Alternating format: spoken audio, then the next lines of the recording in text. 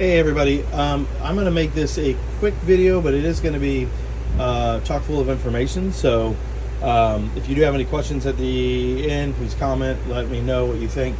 Today I'm going to talk about what is your Nepenthes trying to tell you. Now, there are ways to read Nepenthes. Some of it can be difficult. A lot of the ailments or just day-to-day living that it does is hard to tell which one's which. And so I'm going to cover a few things. Number one, I'm going to cover what does your Nepenthes look like when it has Odema? Number two, what does your Nepenthes look like if it has Thrip? Number three, how do you identify if your Nepenthes has a fungus?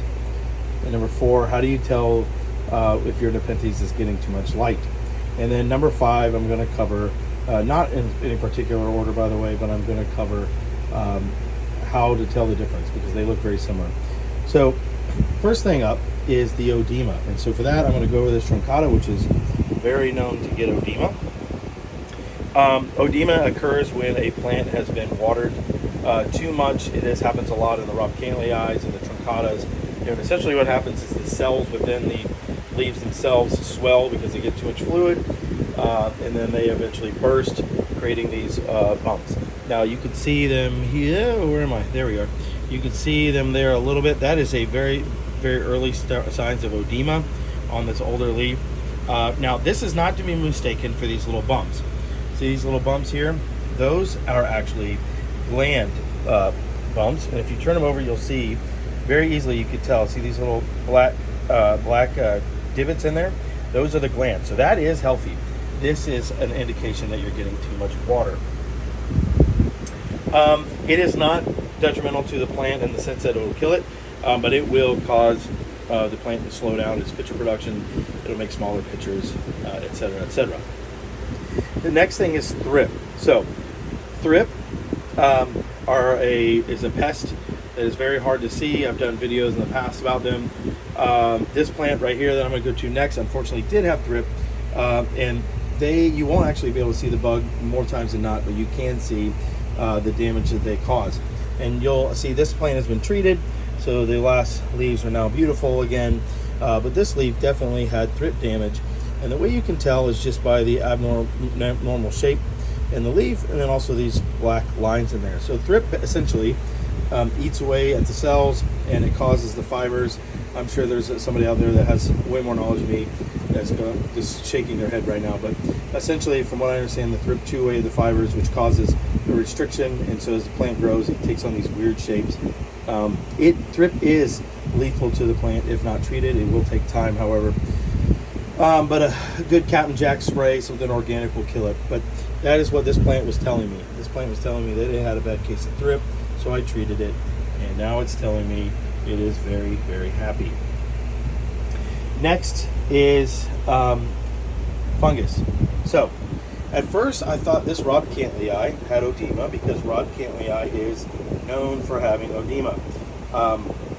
But as you can see here, this is a fungus. So we have this one's got a fungus, and then this robcantleyi hybrid also had a fungus. Both have been treated and both are cured. But the fungus tend to take on, it looks like Odema on steroids, if you will. It gets this really these leaves really, by the time I got to this thing, it was in bad shape. But they get this very brown look to them, and a lot of times this is accompanied by that white powder mold that is on the sphagnum moss. I've since repotted both of these and removed that white powder mold, got into the plant itself. They have been treated with neem oil. Neem oil will take care of that, and I have good hopes for them. So that's that. And then next we're going to talk about Sunburn. So this is my newest plant. This is truncata by Mariliana. This came to me from Carnivorous, and you can tell they had it in a bright light. Now that is a Sunburn. That is a classic Sunburn, and as you can see, this light too, with this reddish hue, is very sensitive to the light. So this I'm not too worried about. So there's a difference between this light's just turning a little bit of red, and then something like this where the leaf is really crying out saying that's too much.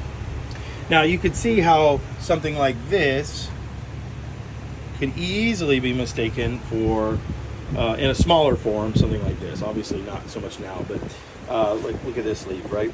And then this could easily be mistaken for Odema. And so a lot of these things look very similar, and they look very much alike. But as you learn and as you understand the plants and grow them, they will tell you about their conditions. And so that's really cool. On the negative side, they are finicky at times, and so that can be problematic. But on the positive side, unlike most plants, they'll tell you very quickly whether or not they're happy. And so those are some good indications on whether or not your plant will be happy. The good news is most of the things that they're giving you early warning signs are treatable. And so in case of the Odema, simply backing off the water, or maybe not getting so much water on the leaves, will certainly help reduce that amount of water that's building up in those cells so that they don't swell up and burst. The mildew could simply be changing out the mold could be simply just changing out the medium, and then also making sure that you're not getting a lot of stagnant water, or make sure there's good airflow on the base. And so these two did not have that, and I paid the price for that. Sunburn, easy peasy to treat. You don't need to spray it with anything, don't need to do anything. Excuse me. You just need to move it out of the way. And as a bonus, one more thing is if your Nepenthes is too dry. So this is an example of a plant that got too dry. See how the leaves start curling up and they start getting those brown. To be honest, I'm learning with you guys, I'm growing with you guys, and for me, I'm so nervous. I was so nervous about root rot, and so I grew all of my plants way on the dry side. And luckily, I have some friends in the collecting world that were like, "Hey, you gotta get more water on them," and so that's helped out a bunch. Josh's Carnivorous is the one that taught me that, and it's helped out a bunch. But that is a good indicator that your leaf or your plant is getting too dry. The other good indicator of that, of course, is now these plants, I keep my pictures on way too long, but this is just age. But if your pictures are starting to dry out way too soon, like a picture should normally last about a month or so, maybe longer, depending on the species or hybrid. But if they're drying out very quickly, or if the tendrils are just not producing at all, then chances are that plant is not getting enough humidity. All right, so that's all the time I'll take of yours today. It's so wonderful being able to make another video for you. I hope you enjoyed. I look forward to the constant community that we're growing here. I hope you guys have a great night. Take care.